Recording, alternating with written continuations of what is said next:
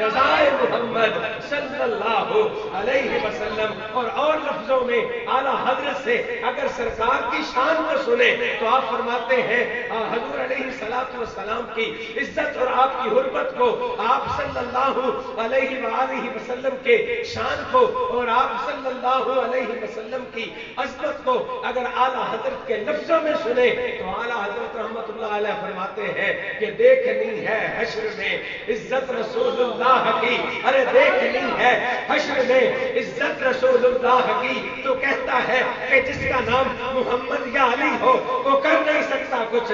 ہم کہتے ہیں اعلیٰ حضرت کہتے ہیں سورج الٹے پاؤں پلٹے چاند اشارے سے ہو چاک، ارے اندھے نجدی دیکھ لے قدرت رسول اللہ کی، اور میں بھکاری وہ کریم اور کافلا ان سے فضو اور نہ کہنا نہیں عادت رسول اللہ کی۔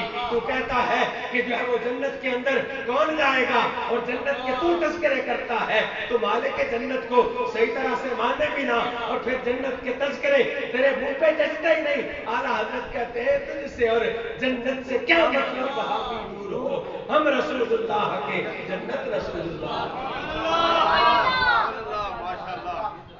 یہ ہے میلاد مصطفیٰ صلی اللہ علیہ وسلم کا مقصد کہ حضور کی عزت پہ پہرا دینا، یہ ہے میلاد مصطفیٰ کا مقصد، حضور کی عزت و حرمت کے لیے کٹ مرنا۔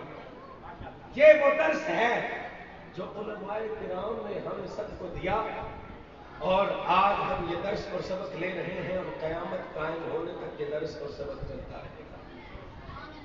حضور کی ذات کے ساتھ محبت کرنا، آپ کی ذات کے ساتھ پیار کرنا میرا موضوع ہے ختم نبوت۔ ختم نبوت پر قرآن کی آیتیں، سرکار مدینہ صلی اللہ علیہ وسلم کی حدیثیں تو شمار ہے۔ ہمیں تو ایک آیت زیادہ یاد ہے نا، ما کان محمد ابا احد من رجالکم ولکن رسول اللہ وخاتم النبیین، کہ نبی پاک علیہ السلام محمد صلی اللہ علیہ وسلم کسی کے مردوں میں سے باپ نہیں، لیکن اللہ کے رسول ہے اور سب نبیوں سے آخر کے آئے ہیں۔ لیکن اور 20 آیتیں ہیں، بہت ساری آیتیں ہیں کہ جن سے حضور کی ختم نبوت کا پتہ چلتا ہے۔ کیسے پتہ چلتا ہے جی؟ پہلی آیت مبارکہ اللہ نے فرمایا الیوم اکملت لکم دینکم واتممت علیکم نعمتی ورضیت لکم الاسلام دینا۔ اج دے دن میں تواڈے تے تہاڈا دین مکمل کر چھڈیا ہے، اور میں تواڈے تے راضی ہو گیا اس گل تے کہ میں تانوں دین اسلام عطا فرما دیا۔ حضور صلی اللہ علیہ وسلم